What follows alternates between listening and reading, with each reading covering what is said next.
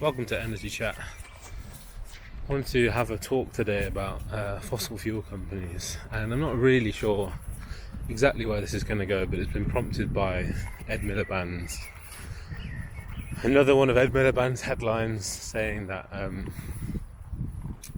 profits from Shell and BP are morally unjustifiable and excessive, and I want to talk about if this is true or not, and I don't know that I've got a fully formed opinion, and I hope that maybe you may want to think about this a bit more deeply. So I work in electricity trading.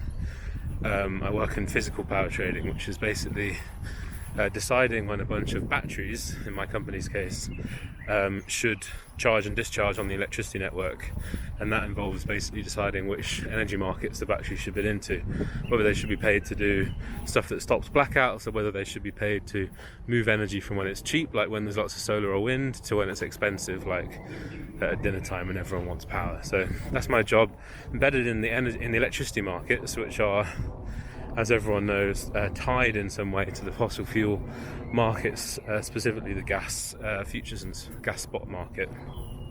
So, and as I've gone into many times before, that's because the majority of our energy storage, even in electricity, is in the gas network and gas energy storage systems that we have, and global gas extraction, transport and storage infrastructure that allows us to make sure that we have gas in the future. And the reason we pivoted towards this, away from domestic coal, which we've got a large supply of, was basically globalization in the Thatcher era all the way through to the 2000s. Tony Blair basically saying globalization is the way that we're going to do resiliency now. Basically, in a globalized world, you can always get what you need at a marginal price, and we can always afford it because we're a wealthy country. So this is the situation that we're in, but the biggest company in the UK is Shell, and BP is obviously another one of the biggest, and those are both registered in the UK, paying UK tax. A lot of stories about fossil fuel companies avoiding tax, potentially, or getting subsidies, and I'm not an expert on this, so I don't actually know the full story. As far as I'm aware, they do various things like write off R&D activities as against tax liabilities. They defer tax, and they do stuff like share buybacks. All those things are pretty much available to any corporation, and I guess you can class research and development as exploration, and the fossil fuel game is exploration heavy, so they might potentially write down a lot more of their operating expenses as R&D than a regular company. But the classic stories to do with fossil fuel companies and excess profits, it basically goes like this: that there'll be some year where a fossil fuel company will report profits of 20 or 30%, and that seems excessive to the layperson or just members of the public. I want to talk about what does that really mean. So obviously the goal, the business of fossil fuels is that you basically have to build some sort of offshore project to extract fossil fuels from the ground, or maybe fracking onshore. But it's capital intensive heavy, so you've got to spend a lot of money to build the stuff. But also, if you don't know about the reserves, you've got to spend a lot of time finding the reserves, and then you've got to drill, and you don't always hit the reserve. So there's a lot of capital outlays. They spend a lot, and then what they get back is kind of uncertain. So what they end up doing basically is structuring the business in various ways to smooth out that cash flow, because they might spend millions of pounds, or maybe billions of pounds one year, and then not receive much return, or any return some years. Then other years they'll have a sort of bumpy year and get a 20% return. And the things they do, like share buybacks and various things, are basically keeping money in the business in various ways. So what they're trying to do basically is smooth out the financial returns from something that is inherently quite volatile and risky. Now it's no one's problem that it's risky. It's not saying that we should subsidise oil and gas companies because they're doing something risky, but they are providing product that we can't operate our country without, and most countries that's true. In fact, all countries that's true. So they do have a serious job to do, and I think if a 20% profit seems like a lot, then we should look at whether that's actually what the business is making. So I think if they're making 20% profit year after year, then every single hedge fund, every single pension fund, every single personal individual with an investment account would be scrambling over to buy the shares of the company. And if that were the case, the share price would go up significantly, and then their the effective return on that investment of owning the Shell shares would go down, and so the effective return on the price of the shares would be less.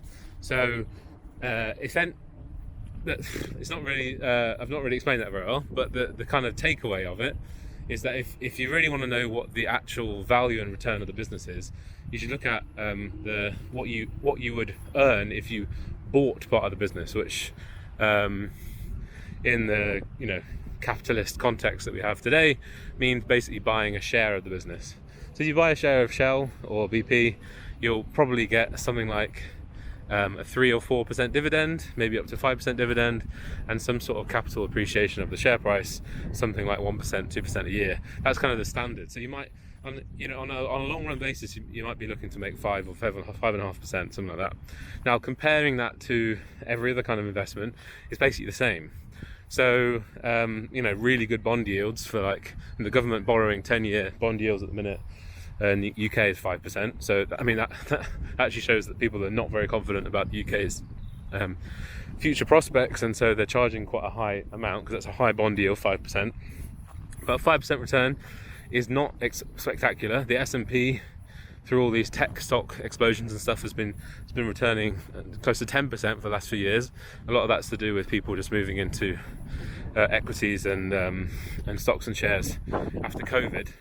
But it is true that basically 5%, not that much, and even if it was up to 10%, it wouldn't be outperforming the market broadly.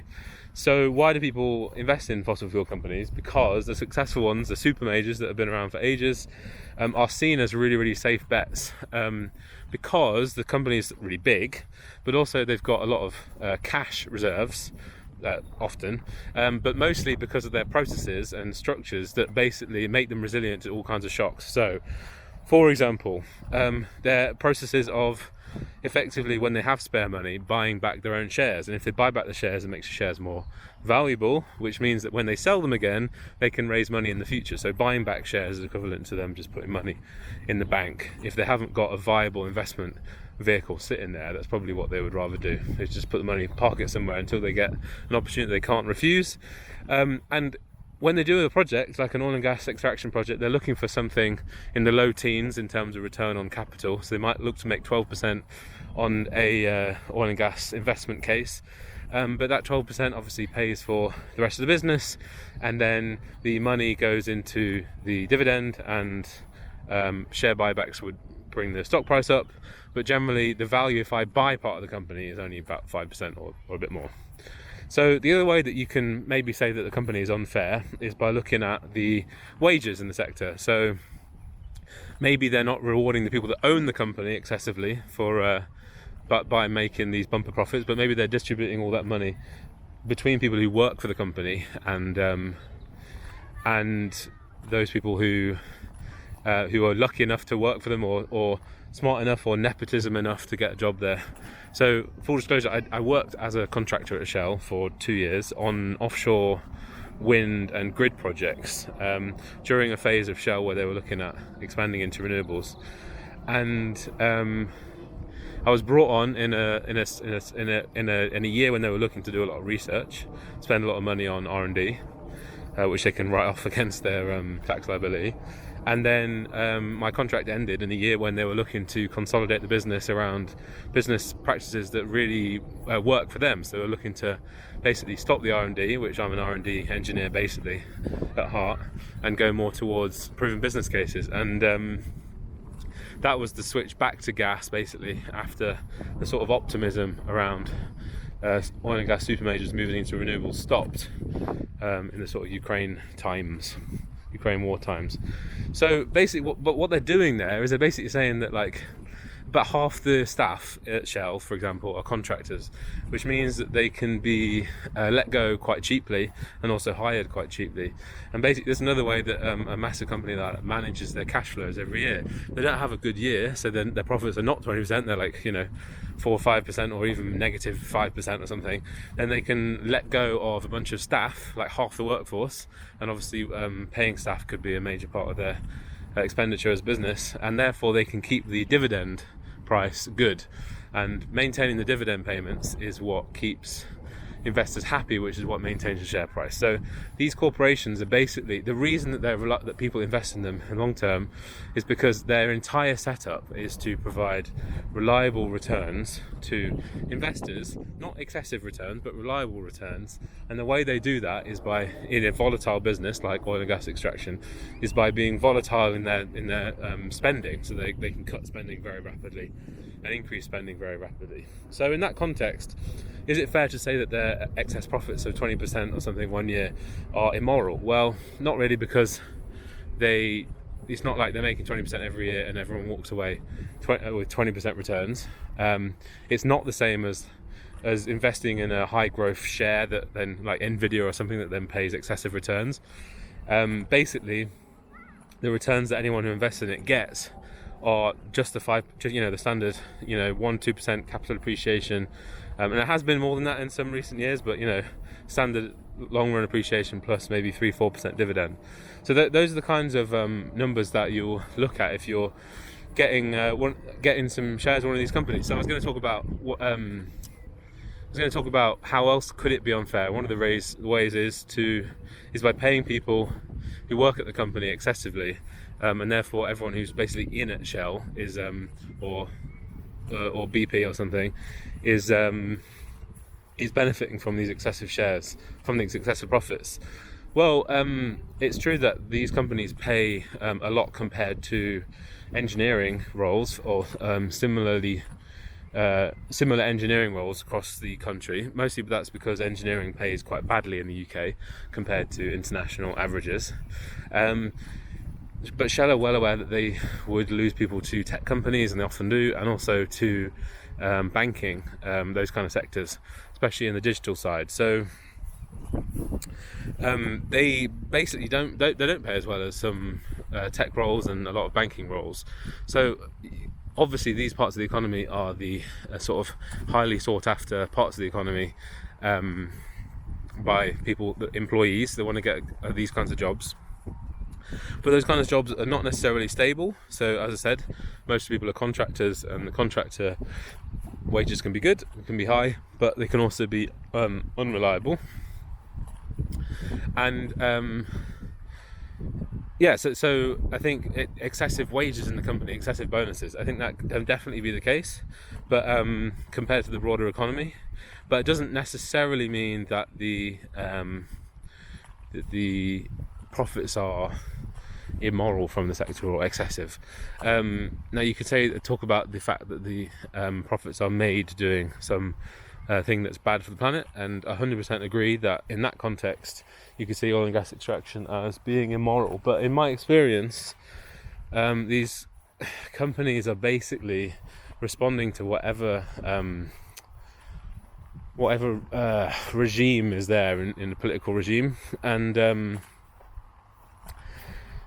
unfortunately, when the will isn't there to create a business opportunity for that kind of company in the future with renewables, for example, then the way disappears. Like, they just don't do it. But in my opinion, the world has so much infrastructure invested in storable fossil fuels and basically hydrocarbons of all kinds, that one of the major ways that we could transition, remember the transition piece, and do it quickly and do it without bankrupting the entire globe, would be to move to synthetic fuels, because all the infrastructure is built for them, so you just get all the benefit of not having to replace every single thing that uses energy for something, and also very efficient storage wise, etc. for now. The whole world works on basically marginal pricing for energy, and I think synthetic fuels are something that, and biofuels as well, but synthetic fuels are one of the major steps there, and synthetic fuels would obviously boost the business case for renewables. Synthetic fuels are basically making electricity or hydrogen with electrolysis from renewables, combining it with captured carbon dioxide from some sort of industrial process. So some of these pilot projects are still ongoing in Europe, but a lot of the money from that was withdrawn, and a lot of the business cases collapsed for these big offtake agreements that the fossil fuel companies could use to build massive refineries it's not quite refineries, but synthetic fuel plants, convert old refineries into electrolysis or chemical combination things. So basically these oil and gas super majors are important companies because they are basically organizations that are good at making a reliable return from very volatile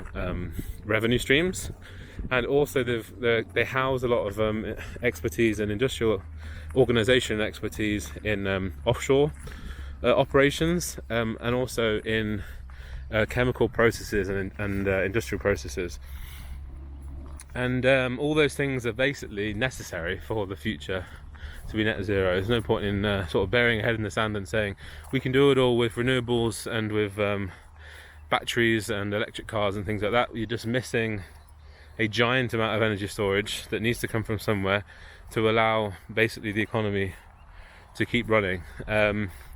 So that's me basically talked all my talking points about the subject.